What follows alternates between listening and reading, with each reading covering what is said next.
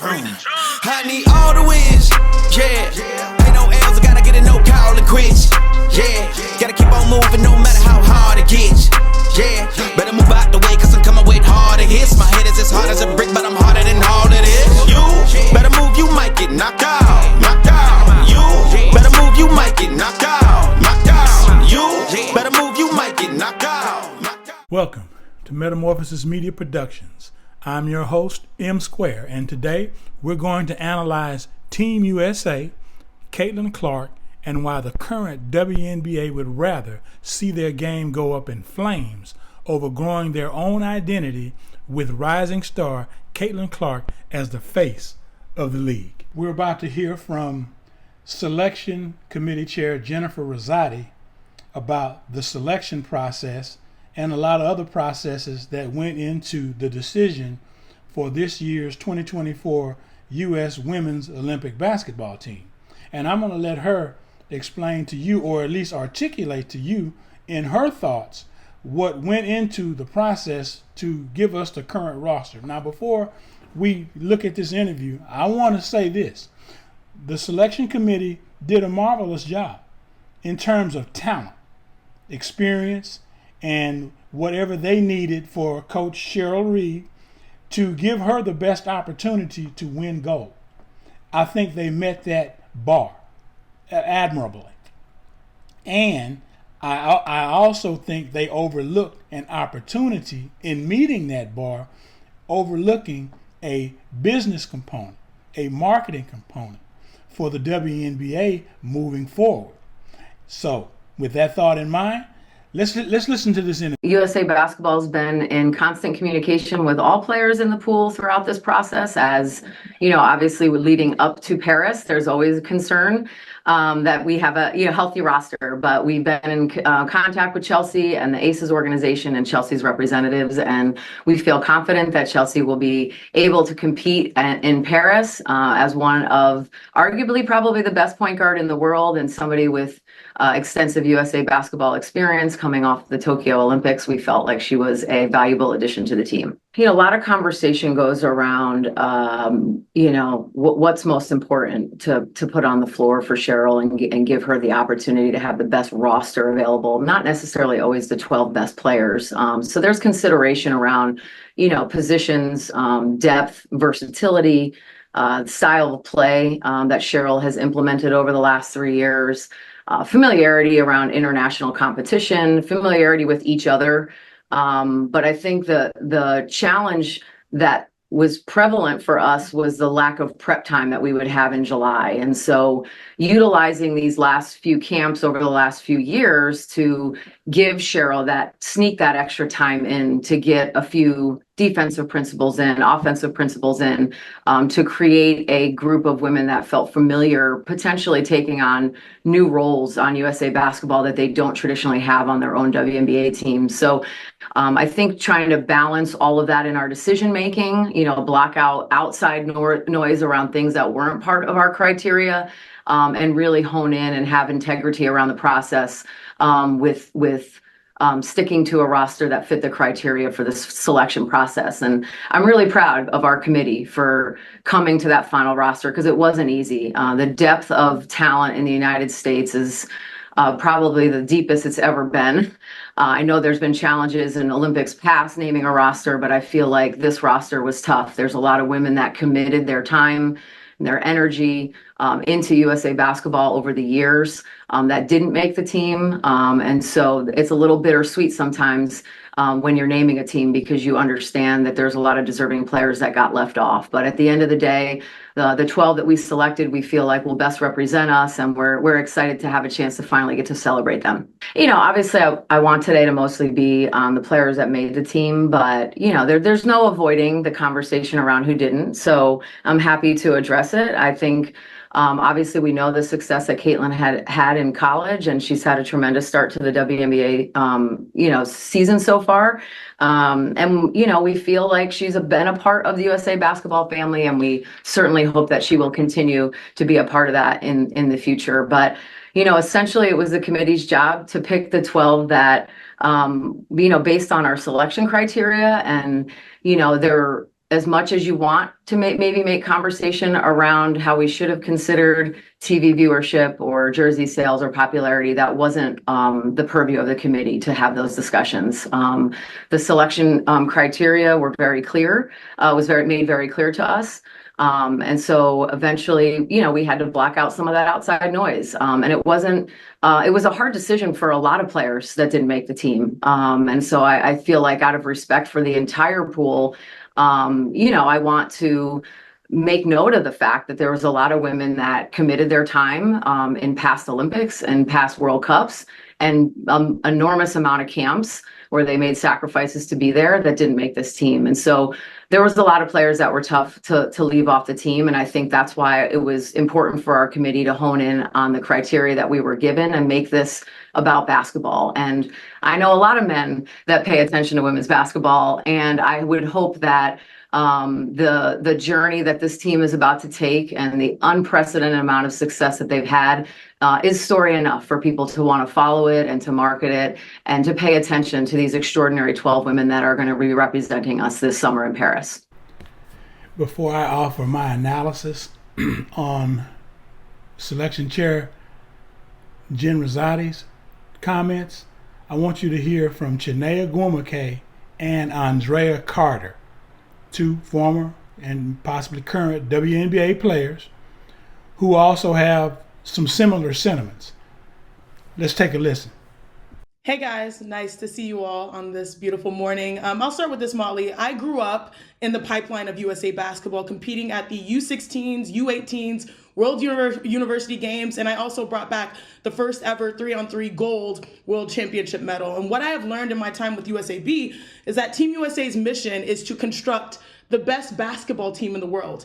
Now, as a fan of Caitlin Clark, I would have loved to see her on that stage, doing what she has always done, making moments that grow the game. But Team USA doesn't select simply based off of fandom, especially when the world is catching up. It took a buzzer beater from Stewie for them to beat Belgium in the Olympic qualifying tournament earlier this year. So to me, the primary factor looking at all of this was experience.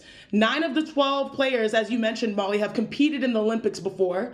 2 others were all WNBA, and one, the last spot, if you're going to try to list them down, was finals MVP. And if you dive into her position, the point guard position, again, they chose experience. Diana Taurasi, Chelsea Gray, Sabrina Ionescu, and even if you put a combo guard like Kelsey Blum into that category. Now that has opened them up to criticism, because Diana's about to turn 42, even though she's still averaging 16 points per game. Chelsea Gray has yet to play this season in the WNBA. And if you had the opportunity to put one of the most popular athletes in the world right now on the roster, you chose not to do that. And to me, that decision was largely based off of experienced basketball as players, not necessarily what's best for business, because the world is coming. And I know Andrea will highlight some other factors, like the physicality of overseas, especially for guards, is 10 times what it is in the WNBA. The familiarity of the roster is important. 8 of the players that made the roster played together at the World Cup in Australia. All of those things factored in the eyes of the committee. Was it a missed opportunity to grow the game? Yes. But to me, it looks like they were more concerned about missing gold. Are we really trying to go the game? Is that what we're really trying to do? Or are we just talking about we're trying to grow the game and just bull jiving? Or are we really trying to go the game? Is that what we're really trying to do? Or are we just talking about we're trying to grow the game and just bull jiving? If you want to go from a marketing perspective, sure, Caitlin is extremely marketable. However, I just want to pitch this to everyone. Imagine Caitlin joining this team and spending time on the bench. What is the conversation going to be about the entire time the Olympics is going on? Why isn't Caitlin getting more minutes? Why isn't Caitlin playing? I'm sure people will tune in, but what will the conversation be then?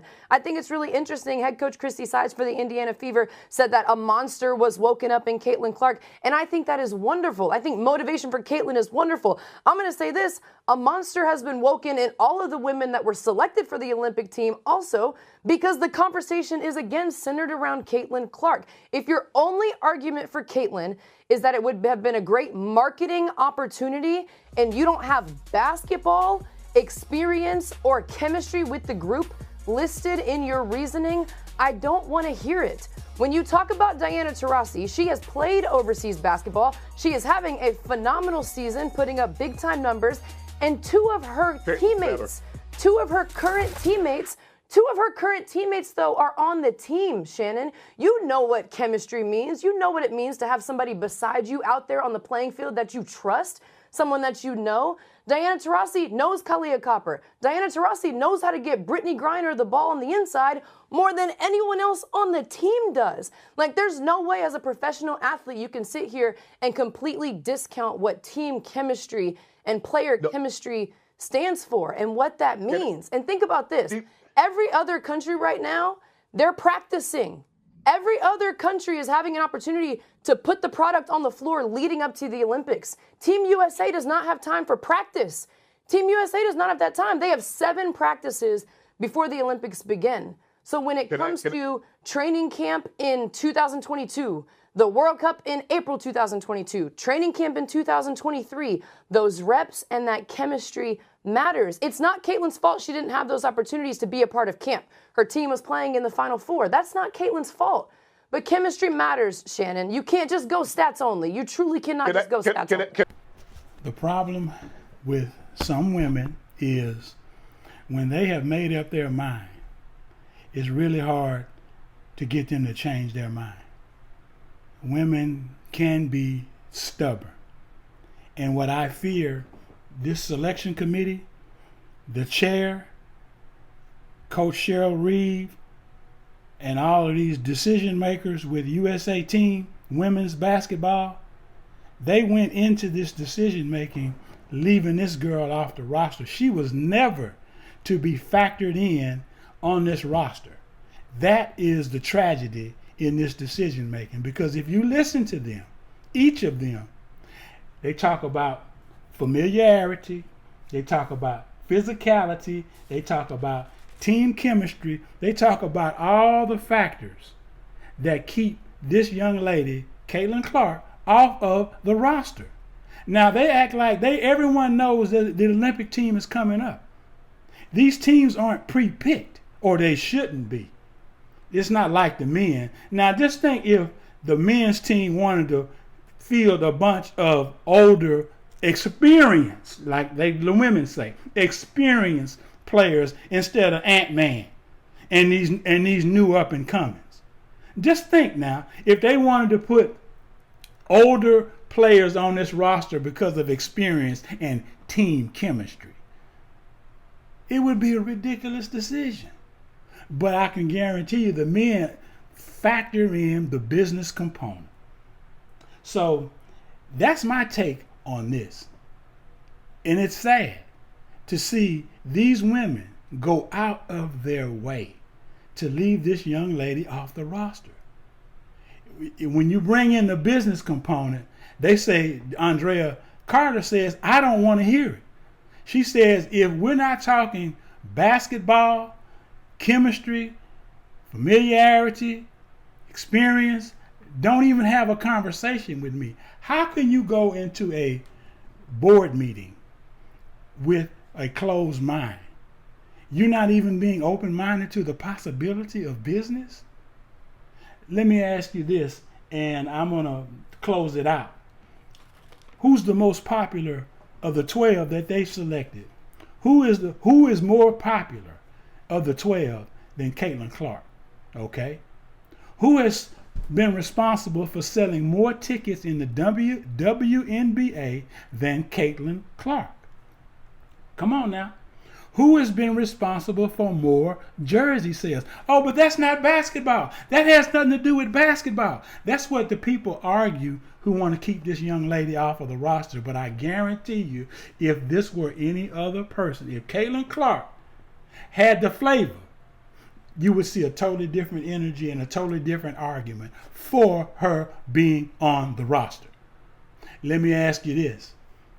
Diana Taurasi, 41 years old.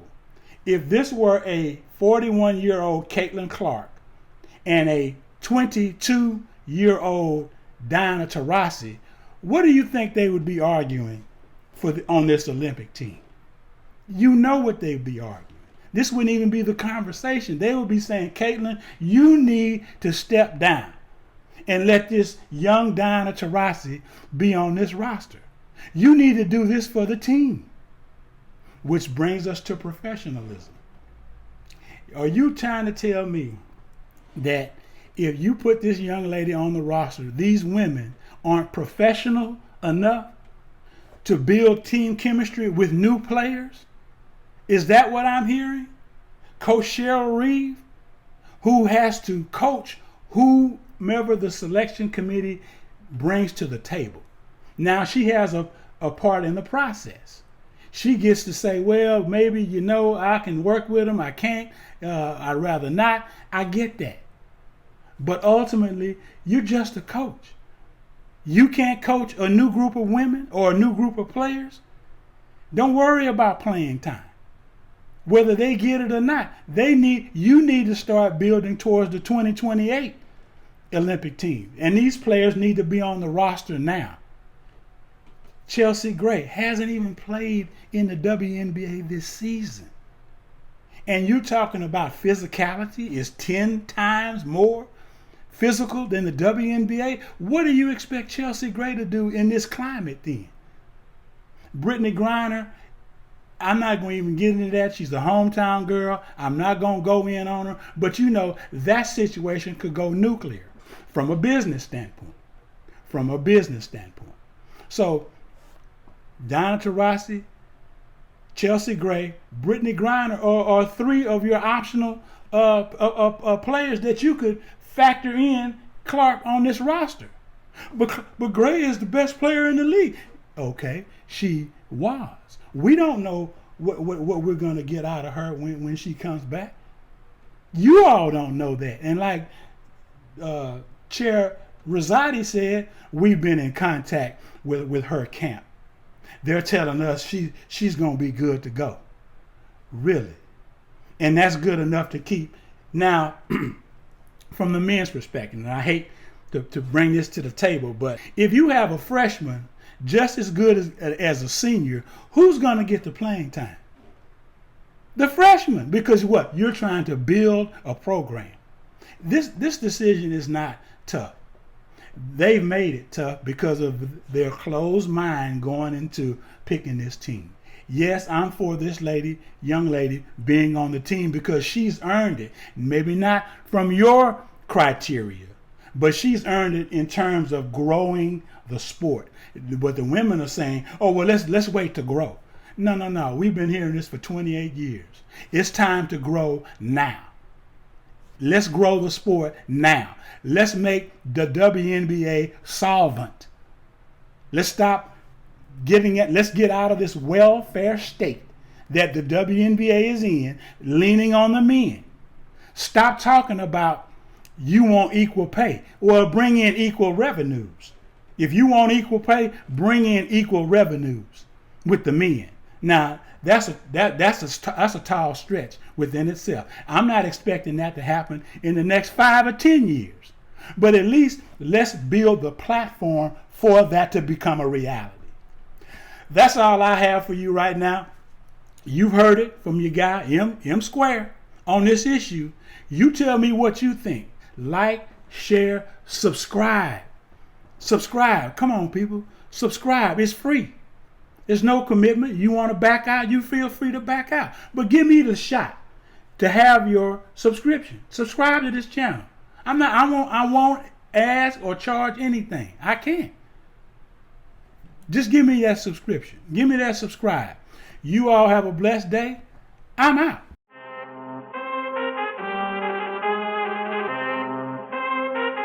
I need all the wins, yeah. Ain't no L's, I gotta get it, no call it quits, yeah. Gotta keep on moving no matter how hard it gets.